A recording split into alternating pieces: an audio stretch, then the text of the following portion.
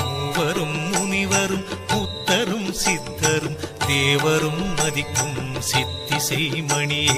தாழ்வெலாம் தவிர்த்து சகமிசை அழியா வாழ்வென கழித்த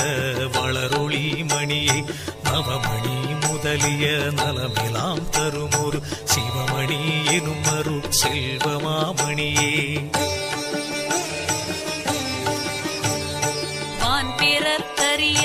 வகையெல்லாம் விரைந்து நான் பெற வழித்த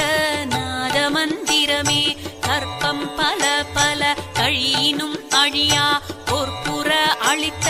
புனித மந்திரமே அகரமும் முகரமும் அழியா சிகரமும் மகரமும் ஆகிய வாய்மை